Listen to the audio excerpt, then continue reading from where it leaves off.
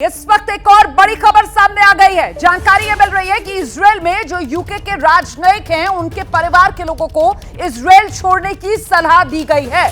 आप समझ सकते हैं कि इस वक्त हालात कितने मुश्किल बने हुए हैं। जो माना जा रहा है कि अब इजराइल की तरफ से बदला लिया जा रहा है और गाजा पट्टी पर लगातार हमले कर जवाब दिए जा रहे हैं। अभी खतरा इजराइल पर से भी पूरी तरीके से नहीं टला है। इजराइल भी लगातार हमास के आतंकवाद के निशाने पर है। रह रहकर गाजा पट्टी की तरफ से, हमास की तरफ से रॉकेट इजराइल पर भी दागे जा रहे हैं और इसी वजह से इजराइल में यूके के राजनयिकों के परिवार को इजराइल छोड़ने की सलाह दी गई है। और इस बीच एक और बड़ी खबर आपको बता दूं, जंग के बीच भारतीय विदेश मंत्रालय का बड़ा बयान सामने आया है। भारत हमेशा स्वतंत्र फिलिस्तीन के पक्ष में है। हम इजराइल फिलिस्तीन के बीच शांति के पक्ष में हैं। ये भारत की तरफ से साफ किया गया है। मतलब भारत की विदेश नीति जो हमेशा से रही है, उसी को एक बार फिर से रेखांकित, अंडरलाइन भारतीय विदेश मंत्रालय की तरफ से किया गया है।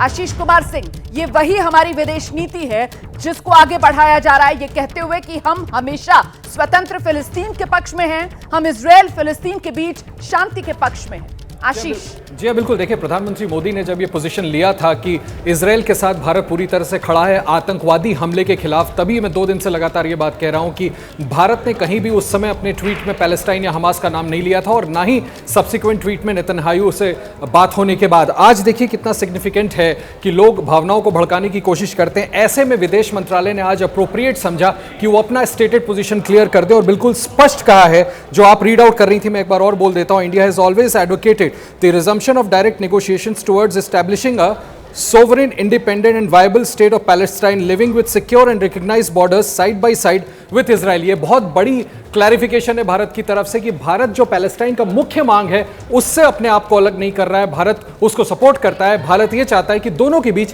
पीसफुल इसको लेकर के निगोशिएशंस हो। बिल्कुल, तो ये बेहद महत्वपूर्ण था क्योंकि जिस बात का जिक्र अभी आशीष कर रहे थे कि साहब एक तरीके से वो गुमराह करने की जो कोशिशें की जा रही थी कि साहब भारत सरकार का क्या स्टैंड बदल रहा है विदेश नीति को लेकर, उसी को लेकर वो विराम लगाने की कोशिश विदेश मंत्रालय की तरफ से अपने इस स्टेटमेंट के जरिए। और इस बीच युद्ध की 10 बड़ी बातें क्या हैं अब तक की, वो मैं आपको बता देती हूं। इजराइल ने सीरिया पर हमला शुरू कर दिया है, ये आप जान गए हैं। सीरिया में दमिश्क और एलेप्पो एयरपोर्ट्स पर ये स्ट्राइक जो इजराइल की तरफ से की गई है। अगली बड़ी खबर लेकर आइए क्योंकि 10 बातें हम आपको बता रहे हैं। जैसे आईएसआईएस को कुचला वैसे हमास को कुचलेंगे। बेंजामिन नेतन्याहू की तरफ से हुंकार भर दी गई है। गाजा में ग्राउंड ऑपरेशन के लिए सिग्नल का इंतजार है। जो फोर्सेज हैं वो पूरी तरीके से मुस्तैद हैं और अमेरिका के विदेश मंत्री तेल अवीव में इस वक्त मौजूद हैं। एंटनी ब्लिंकन वही हैं। हमास के हमले में 25 अमेरिकी नागरिकों के मारे जाने की भी खबर सामने आ गई है। इतना ही नहीं, युद्ध से जुड़ी कुछ और बड़ी बातें यह हैं कि ब्रिटिश राजनयिकों को इजराइल से अपने देश लौटने की परिवार समेत अपील कर दी गई है।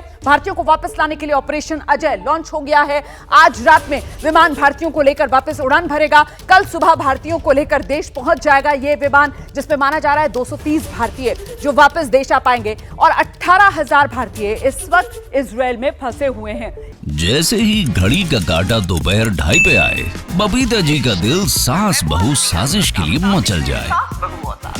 और ये है इनकी बहू, पूरे दिन ऑफिस की टेंशन हो जाए गॉन जब ये करें अपना फेवरेट शो फ्री टाइम पे ऑन। इनकी तरह आप भी देखें अपना फेवरेट शो अपने टाइम पर और डाउनलोड कीजिए एबीपी लाइव ऐप अपने स्मार्ट टीवी पर।